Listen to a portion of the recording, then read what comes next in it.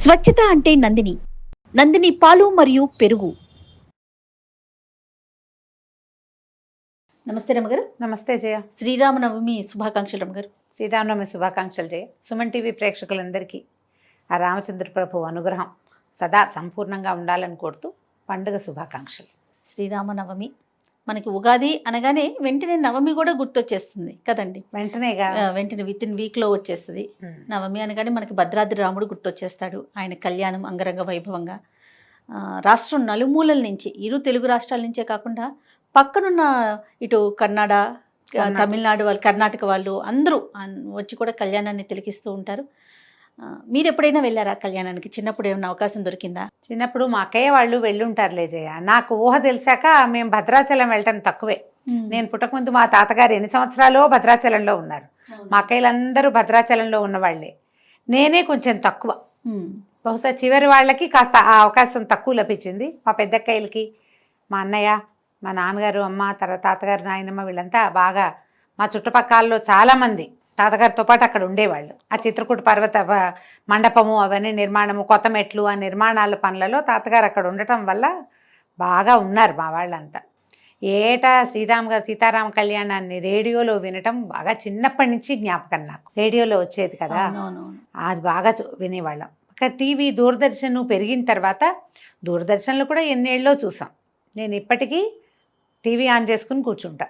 కళ్యాణం మొత్తం చూస్తాను, ఎక్కడ మిస్ గాను. ఇప్పుడు 3-4 కళ్యాణాలు కూడా 3 ముక్కలుగా అన్ని చోట్ల కెమెరాలు పెట్టేసి అన్నీ చూపిస్తారు కదా. ఎక్కడిదైనా సరే సంపూర్ణంగా కళ్యాణం చూస్తాను నేను. మంచి అవకాశం. అవును, టీవీలో వచ్చాక అద్భుతమైన అవకాశం కదండి. మీడియా మనకి పైగా మనం అక్కడికి వెళ్తే ఆ జనసందోహంలో ఏమిటైపోతున్నామో తెలియకుండా ఉంటాం. సాన్నిధ్యంలో ఉన్నాము, క్షేత్రంలో ఉండటం వల్ల వచ్చే ఆ పవిత్ర భావన ఉన్నప్పటికీ కంటితో మనం బాగా నేరుగా చూసేస్తున్నది భావన తెలీదు, అర్థం కాదు, గందరగోళంగా ఉంటుంది. అదే మనం టీవీలో అనుకో, ఇక రెండో పని చేయకుండా ఎక్స్పీరియన్స్ అది కదా. శాటిలైట్స్ లో వర్క్ చేశా కదా, ప్రతి సంవత్సరం లైవ్ కి వెళ్ళేదాన్ని రమ్మగారు. అక్కడ ఉండి చేస్తుంటే అంటే మేము కొంచెం జనంలో కాకుండా ప్రత్యేకంగా మీడియా వాళ్ళకి ఒక సపరేట్ ప్లేస్ ఉంటుంది కదా, దగ్గర నుంచి కళ్ళతో చూస్తూ ఉంటే అబ్బా అసలు ఆ అనుభూతి మాటల్లో చెప్పడం. దాదాపు ఒక 7-8 సంవత్సరాలు వెళ్ళాను నేను.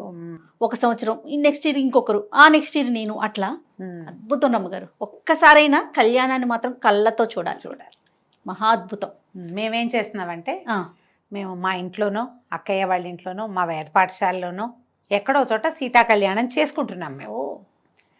ఖచ్చితంగా సీతా కళ్యాణం జరుగుతుంది. ఆ కళ్యాణానికి అక్కడికి వెళ్ళకపోతే నేను ఇక్కడ టీవీలో పెట్టుకుంటాను. పీటల మీద కూర్చుంటారండి? పీటల మీద కూర్చుంటారు. కళ్యాణం అనగానే మనకి మేము కూర్చోవటము, అక్కయ్య వాళ్ళు ఎవరైనా కూర్చోవటము, మా మరిది గారి శిష్యులు ఎవరైనా పాఠశాలలో వాళ్ళు ఎవరైనా కూర్చోవటం, ప్రతి మంత్రం ఒక అక్షరం పోకుండా సమస్తమైన మంత్రాలు వినటం. మా వాళ్ళు అంకురార్పణ నుంచి చేస్తారు. ఉగాది పండగ ముందు రోజు, ఆ రోజు పొద్దుటి నుంచి అంకురార్పణ మొదలుపెట్టి ప్రతిరోజు సేవాకాలం నడుస్తుంది ఏదో ఒకటి రాముల వారిది. కళ్యాణం నాడు కళ్యాణం చేస్తాం, దశమి నాడు పట్టాభిషేకం కూడా చేస్తారు. రమగారు, ఇది సీతారాముల కళ్యాణం చూస్తే వివాహం కాని వారికి వివాహం జరుగుతుందనేది వింటూ ఉంటాం కదండి. అంటే కళ్యాణానికి వెళ్ళే చూడాలని కాదు, మనం ఇంట్లో మన పిల్లలకి పెళ్ళిళ్ళు కావటం లేదు, మన ఇంట్లో సీతా కళ్యాణం జరుపుకుంటే మనకి కూడా కన్యాదానం చేసే అవకాశం లభిస్తుందని చెప్తారు పెద్దవాళ్ళు. అమ్మవారు భగవంతుడి కళ్యాణం చేస్తే సమస్తమైన కళ్యాణాలు మన ఇంట్లో జరుగుతాయి. అంతేగా. కళ్యాణం అంటే వివాహం అనే కాదుగా, శుభాలు కూడా అన్ని రకాల శుభాలు జరుగుతాయి. ఏదైనా ఇబ్బంది సబ్బంది ఉన్నవాళ్ళు సీతా కళ్యాణ ఘట్టం మన ఇంట్లో జరపటం. మనం కళ్యాణ ఘట్టం అంటే రామాయణంలో సీతా కళ్యాణ ఘట్టము చకచక అయిపోతుంది. మనము సీతాపరిణయ గాథని మనం ఏం చేస్తాము, ఆయన ఇల్లు ఎత్తినట్టు అందరూ చూస్తున్నట్టు అట్లా బోల్డన్ సినిమాలు చూసాం మనం. ఆమె కూడా పరిగెత్తుకుంటూ వచ్చి దండ వేసింది అమ్మవారిని ఇట్లా చూస్తాం కదా. నిజానికి రామాయణంలో అలా జరగల. యాగశాలలో ఉన్నారు వీళ్ళు, యాగశాలకి వెళ్ళారు, యాగశాలలో ధనుస్సు ఎక్కుపెట్టాడు. ఈ ధనుసు వీర్యశుల్కగా మా అమ్మాయిని నిశ్చయించాము, మా అమ్మాయిని వీర్యశుల్క, ఎవరైతే మహత్తరమైన పరాక్రమవంతుడు ఉంటాడో, ఈ విల్లుని ఎక్కుపెట్టగలిగిన వాడు ఎవరుంటారో వారికి మా కన్యనిచ్చి వివాహం చేయాలని భావిస్తున్నాను అని చెప్పారు జనకులు వారు. ఈ విల్లు విరిగింది. ఈయన ధనుర్భంగము, శివధనుర్భంగం ఎట్లా జరిగింది? ఆయన విరుద్ధామనుకోలేదు కదా. ఎక్కువ పెట్టడానికి ప్రయత్నం చేశారు. రామ ధను పశ్య అంటారు, ధనుస్సుని చూడమన్నారు. ఒక ధనుస్సుని చూడాలంటే ఊరికే చూడడం కాదు, మనమైతే మామూలుగా చూస్తాం. ఈ కోదండ విద్య వచ్చిన వాడు ఏం చేస్తాడు, ఏమిటి దాని పాటి, దాని శక్తి ఏమిటి, దాని సత్తా ఏమిటి, ఎక్కడ దాని తాలూకు పవర్ ఉంది అనేది, తర్వాత ఎంత ధనుస్సు సారించగలుగుతామో అనేది చూడాలనుకుంటారు. మనం ఏ వస్తువుని ప్రయోగించడం నేర్చుకున్న వాళ్ళు దానిని పరిశీలించాలంటే, దాన్ని చూడడం అంటే దాని శక్తిని పరీక్షించడమే కదా.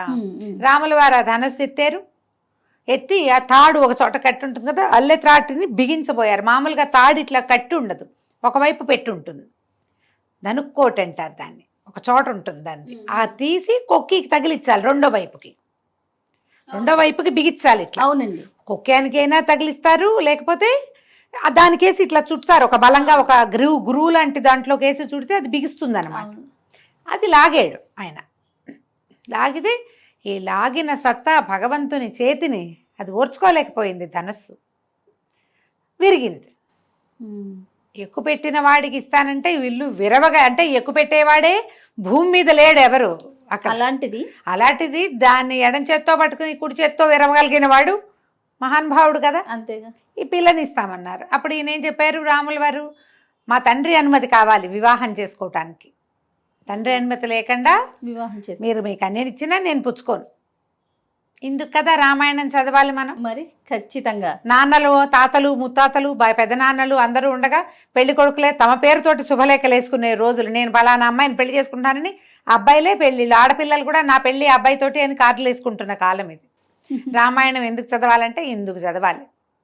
నువ్వు ఈ ధనుస్సు ఎక్కుపెట్టావు, పెట్టడానికి ప్రయత్నం చేసావు, అది విరిగింది. ఈ ధనుస్సును ఎక్కుపెట్టిన వాడికి మా అమ్మాయిని ఇస్తామంటే ఇంకో అబ్బాయి ఏం చేస్తాడు, ఎగిరి గంతేసి అలాగే అంటాడు. ఎదురున్నవాడు జనకుడైనా, తనతో ఉన్నవాడు విశ్వామిత్రుడైనా మా నాన్న ఒప్పుకోవాలని చెప్పారు రాముల వారు. ఇందుకు మనం రామాయణం వినాలి, చదవాలి, సీతా కళ్యాణాన్ని చూడాలి కన్నులారా.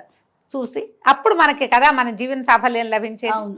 అప్పుడు దశరథుల వారికి కబురు చేస్తే ఇలాగ వివాహం చేయదలుచుకున్నాం, ఇలా జరిగింది, ఈ ఉత్తరాలు రాశారు. వెంటనే వాళ్ళు కుటుంబంతో సహా వచ్చి వివాహం చేసుకుని అప్పుడు తర్వాత ఇద్దరమ్మ అబ్బాయిలకి కూడా, ఈయనకి లక్ష్మణ స్వామికి ఇంకొక తమ్ముడు కూతుర్ని ఇస్తామని, భరత శత్రుఘ్నులకి ఇంకో ఇద్దరు కుమార్తెలున్నారు, తమ్ముడు శృతధన్వుడు ఆయన కుమార్తెల్ని ఇవ్వడానికి ఇది 4 వివాహాలు ఒక వేదిక మీద చేసి 4 పిల్లల్ని వెంబడి పెట్టుకుని తీసుకెళ్లారు. ఇలా జరిగింది కళ్యాణం. అయితే ఇలా జరిగింది. మనం ఇప్పుడు ఈ సీతా కళ్యాణాన్ని మనమే మన ఇంట్లోనే చేయదలుచుకుని మన సీతాదేవిని మన కూతురుగా భావించి ఆమెని రాముల వారికి కన్యాదానం చేస్తే, అంటే క్రియే చేస్తాం ఇక్కడ. ఆ గోత్రనామాలన్నీ జనకుల వారివి, దశరథుల వారివే చెప్పుకుంటాం. కానీ ఈ క్రియ ఉంది కదా, వివాహ క్రతువు, అది మనం చేయటం వల్ల మనకు కూడా ఈ పిల్లలకి కన్యాదానం చేసే అవకాశం లభిస్తుంది. కుమారులకి వివాహాలు కాకపోయినా, సంతానం కలకపోయినా, ఇంట్లో ఏవైనా రకరకాల సమస్యలు, సమాధానం లభించని కొన్ని ప్రశ్నలు ఉంటూ ఉంటాయి కుటుంబాల్లో. సంసారం కదా ఇది, వాటన్నిటికీ సమాధానం లభిస్తుంది అని చెప్తారు. కాబట్టి అవకాశం ఉన్నవాళ్ళు మన ఇళ్లల్లో చేసుకోవచ్చు. ఎక్కడైనా శ్రీరామనవమి పందిళ్లలో కళ్యాణం జరుగుతుంటే అందులో మంది కూడా ₹1 ఖర్చు పెట్టి ఆ సమయానికి వెళ్ళి దగ్గర కూర్చుని సీతామహాసాధ్వి ఎట్లా రాముల వారిది అయిపోయిందో కంటితోటి చూస్తే మంచిది. ఆ మంత్రం చెవిన పడితే మనకు కూడా శుభం జరుగుతుంది. ఇంట్లో పూజా విధానం ఏ విధంగా చేసుకోవాలి రమ్మగారు? కళ్యాణం చేయలేకపోతాము, నవమి రోజు మనం ఇంట్లో పూజ, రాముల వారి పటం, ఇది మామూలుగా మనకి పట్టాభిషేక ఘట్టం ఉన్న పటాలు కనపడతాయి. సీతారామ లక్ష్మణ శత్రుఘ్నులు 4, తర్వాత ఏమో కొన్ని పటాల్లో వినాయకుడు పరమేశ్వరుడు ఉన్నట్టుగా కూడా కనిపిస్తారు. అదే బ్రహ్మ శివుడు ఇద్దరు ఉన్నట్టు, వినాయకుడు ఉన్నట్టు, తర్వాత ఆంజనేయ స్వామి పాదాలు చెందుతున్నట్టు, సుగ్రీవుడు ఉన్నట్టు, విభీషణుడు ఉన్నట్టు కనపడతాయి. అట్లాంటిది పూర్తి ఘట్టం ఉన్నా మంచిదే. లేదా సీతారామ లక్ష్మణులే ఉన్న పటమైనా సరే, ఏదో ఒక రాముల వారి పటం, భద్రాచల పటం కూడా దొరుకుతుంది కదా మనకి. భద్రాచలంలో అయ్యవారు ఎట్లా సేవింపబడి ఉంటాడు, ఎలా సాయించుంటాడు, ఎట్లా కూర్చుని ఉంటారో అలాంటి పటం ఉన్నా మనకి పర్వాలేదు. ఏదైనా ఒక పటం పెట్టుకోవటం, రాముల వారికి గంధం పుష్పాలతోటి అలంకారం చేసి పటానికి శ్రీరాముడికి సంబంధించిన ఏ స్తోత్రాన్నైనా చదువుకుని కొంచెం పానకము వడపప్పు నివేదన చేసుకోవటం, ఒక కొబ్బరికాయ కొట్టడం, 4 అరటిపళ్ళు పెట్టడం, రాముడికి సంబంధించిన ఏ స్తోత్రమైనా చదువుకోవటం. నా వరకు నేనైతే రామాయణం చదవండి అని చెప్పాలనుకుంటాను జయ. శ్రీమద్ రామాయణాన్ని ఏదో ఒక్క ఘట్టం చదువుకోవచ్చు, సీతాకళ్యాణ ఘట్టమే చదువుకోవచ్చు, చిన్నదే ఘట్టం, పెద్దది కాదు.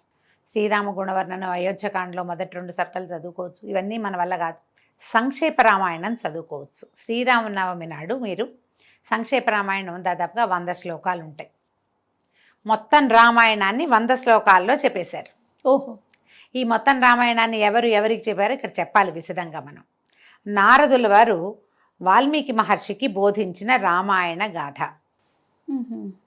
ఈయన అడిగాడు వాల్మీకి మహాముని, ఎవరున్నారు ఈ ప్రపంచంలో అద్భుతమైన కళ్యాణ గుణాలు కలిగిన వాళ్ళు ఎవరైనా ఉన్నారా? వీర్యవంతుడు, గుణవంతుడు, బుద్ధిమంతుడు, వాగ్మి, బాగా మాట్లాడగలిగేవాడు, పరాక్రమవంతుడు, ధర్మాన్ని పట్టుకున్న వాడు ఎవరైనా ఉన్నాడా అని అడిగితే, నా లేకే నాయన ఇప్పుడే ఉన్నాడు, భూమిని పరిపాలిస్తున్న ప్రభువే, నువ్వు చెప్పిన ఈ కళ్యాణ గుణాలన్నీ కలిగినవాడు అని చెప్పి రాముని యొక్క గాథని నారదుడు ఈయనకి వాల్మీకి ఉపదేశించారు. సంక్షేప రామాయణంలో చకచక రామాయణం కదిలి వెళ్ళిపోతుంది. ఈయనకి దశరథుడు, ఆయనకి 4 కుమారులు కలిగారు. తర్వాత వీళ్ళు ఆయన కుమారుడికి ఇది చేయాలనుకున్నాడు, సీతతో వివాహం జరిగింది. తర్వాత ఏమో ఆయన పట్టాభిషేకం చేయదలుచుకున్నారు. ఆయన భార్య ఏమో ఆవిడ పూర్వం ఇదివరకు వరాలు పొందింది, ఆ పొందిన వరాలు అడిగింది, రాముడిని వనవాసానికి పంపించమంది, భరతుడికి పట్టాభిషేకం చేయమంది. ఆయన రాముడు వనవాసానికి బయలుదేరాడు, దశరథుడు గతించాడు. మళ్ళీ భరతుడు వచ్చి అడిగాడు, తండ్రి లేడు, నువ్వే రాజ్యం తీసుకోమంటే ఆయన ఒప్పుకోలేదు. పాదుకలకి పట్టాభిషేకం చేస్తూ భరతుడు ఉండిపోయాడు నందిగ్రామంలో. రాముల వారు భార్యను తీసుకుని ఆయనతో పాటు లక్ష్మణుడు, సీతాదేవి ముగ్గురు వెళ్ళారు. వీళ్ళ తర్వాత భరద్వాజాశ్రమానికి వెళ్ళారు. అక్కడ ఎక్కడెక్కడికి వెళ్ళారో అది దండకారణ్యాన్ని ప్రవేశించారు. అక్కడ శూర్పణఖ వచ్చింది. శూర్పణఖ వల్ల ఖరదూషణులను సంహరించాడు. తన జ్ఞాతులందరూ మరణించారని తెలిసి రావణాసురుడు వచ్చాడు. రాముణ్ణి జయించాలంటే రాముణ్ణి జయించడం నీ వల్ల కాదని మారీచుడు చెప్పినా కూడా అతను వినలేదు. కాలం సమీపించింది రావణాసురుడికి అని చెప్తారు సంక్షేప రామాయణాల్లో. ఆ కాలం దాపురించటం వల్ల, పోయే కాలం దాపురించిన రావణాసురుడు ఈ భార్యని తీసుకెళ్తే ఆ తర్వాత జటాయువు వల్ల ఇవన్నీ తెలుసుకున్నారు. రామలక్ష్మణులు సీత తప్పి వెళ్ళిపోయిందని, అంటే సీతని పోగొట్టుకున్నామని, అపహరించబడిందని, రావణుడని ఫలానా ఒకడు అపహరించాడని ఆమె కోసం వెతుకుతూ వీళ్ళు కిష్కిందకు వచ్చారు. ఆంజనేయుడు, సుగ్రీవుడు, వాలి యొక్క సంహరణము, సుగ్రీవుడికి రాజ్యం ఇవ్వటం, అప్పుడు వాళ్ళు వెతకటం. సంపాతి పేరు కూడా వస్తుంది సంక్షేప రామాయణంలో. సంపాతి వల్ల తెలుసుకుని ఈయన ఇది లవణాంబ, ఇదేమంటారు మన సముద్రాన్ని, ఉప్పు సముద్రాన్ని దాటాడు ఆంజనేయుడు అని చెప్తారు. లవణార్ణవం, పుప్లువే లవణార్ణవం అంటారు. ఈ సముద్రాన్ని దాటి వెళ్ళి సీతను చూశాడు. అక్కడ కొంతమందిని సంహరించాడు. సీతాదేవిని లంకని కాల్చి సీతను చూశానని చెప్పాడు. ఇలా వెళ్ళిపోతుంది కళ. గబగబా చెప్పేస్తున్నాను చూడు నేను. తర్వాత అప్పుడు ప్రయత్నం చేసి సముద్రం మీద సేతువు కట్టి రావణుణ్ణి సంహరించారు. సీతని అగ్నిప్రవేశం చేయించిన మాట కూడా సంక్షేప రామాయణంలో ఒక వాక్యంలో చెప్తారు. ఆమెను తీసుకుని వెనక్కి వచ్చారు. భరతుణ్ణి చూసి అప్పుడు పట్టాభిషేకం చేసుకున్నారు. ఈ గాథని మనం 100 శ్లోకాలలో రామాయణం చదివినంత ఫలితాన్ని ఇస్తుంది సంక్షేప రామాయణం. ఓహో. పూర్తి రామాయణం వాల్మీకి పాఠం చదవగలిగిన వాళ్ళు నిదానంగా చదువుకుంటూ వెళ్ళొచ్చు. ఎవరితోటైనా పారాయణ చేసుకోవచ్చు. మీరే స్వయంగా ఏదైనా చేసుకోవాలి అంటే సంక్షేప రామాయణం మీకు స్తోత్రనిధి యాప్లో దొరికేస్తుంది. ఆన్లైన్ చాలా సైట్లలో అది కనపడుతుంది. మీ దగ్గర కనుక బాలకాండ, వాల్మీకి రామాయణం తాలూకు బాలకాండ మొదటి భాగమే, ఫస్ట్ ఇది కదా, ఆ బాలకాండ కనుక తీస్తే బాలకాండలోని మొదటి సర్గ సంక్షేప రామాయణమే. మీరు దానికి ముందు వెనక ఏదైనా పారాయణము అనుసంధానం చేసేటప్పుడు ముందు అనుసంధానం చేయవలసినవి, తర్వాత చదవలసినవి శ్లోకాలు ఉంటాయి. అవి చదవగలిగితే మంచిది. అవి ఏవి చదవలేకపోయినా మీరు సంక్షేప రామాయణం రాముల వారిని చదువుకుని శ్రీరామచంద్ర మహాప్రభువుకి జై అనుకోవటం, రామాయణాన్ని చదువుకోవటం. చక్కగా ఇంట్లో వినపడేలాగా చదవండి. గ్రహ బాధలు తగ్గుతాయి. ఏదైనా భూత ప్రేత పిశాచాది బాధలు ఉంటే అవి తగ్గుతాయి. ఎవరిదైనా దృష్టి దోషం ఉంటే అది పోతుంది. మీకే చాలా రకాల మెంటల్ ప్రెషర్స్, టెన్షన్స్ ఉన్నాయి, అవి తీరిపోతాయి. అద్భుతంగా పనిచేస్తుంది సంక్షేప రామాయణం. మిమ్మల్ని మనుషులుగా నిలబెట్టగలదు. అంతే కదా, రాముడు కావాల్సింది కదా, మా అద్భుతమైన పరిపూర్ణ మానవుడుగా నిలబడ్డాడు. రామాయణం అంటే అదే, అంతకంటే ఏం లేదు. ఆయన భగవంతుడుగా చెప్పబడలేదు, భగవంతుడిగా ప్రవర్తించలేదు. పరిపూర్ణ మానవావతారం. ఆయన ఎట్లా మనుషులు ఉండాలో చేసి చూపించాడు. ఆ గాథని మనం సంక్షేపంగా కనుక చదవగలిగితే అద్భుతమైన ఫలితం లభిస్తుంది. మొత్తం దేశమంతా శ్రీరామనవమి, రాముల వారి పుట్టినరోజు వేడుకలు జరుపుకుంటే మనం పెళ్లి వేడుకలు కూడా జరుపుకుంటాం తెలుగు వాళ్ళం. మన పద్ధతి. వివాహం కూడా చేసుకుంటాం, రాముల వారి కళ్యాణం జరిపిస్తాం. చూడు, మందంటే వివాహం, స్వామివారిది భగవంతుడి కళ్యాణం కదండి. ఈ భగవంతుడి కళ్యాణం ఎక్కడ జరిగినా వెళ్ళండి, నమస్కారం చేసుకోండి. కళ్యాణాక్షతలు వస్తే నెత్తి మీద వేసుకోండి, శిరస్సు మీద ధరించడం, తర్వాత కాస్త ఒక పొట్లం కట్టి ఇంట్లో అట్టపెట్టుకోవటం. అట్లా ఏదైనా మనం శ్రద్ధతో భక్తితోటి చేసుకుంటే శ్రీరామనవమి చక్కగా సుసంపన్నం అవుతుంది. మేము ఈ అవకాశాన్ని బట్టి ఏదైనా చదువుకోండి. వినడానికి అవకాశం ఉన్న సంక్షేప రామాయణం వీడియోలు కూడా అక్కడక్కడ కనపడుతున్నాయి, ఆన్లైన్లో మనకు కనిపిస్తున్నాయి, ఇంటర్నెట్లో. అలాంటిదైనా ట్రై చేయండి. తప్పకుండా రమ్మగారు. నమస్తే. నమస్తే.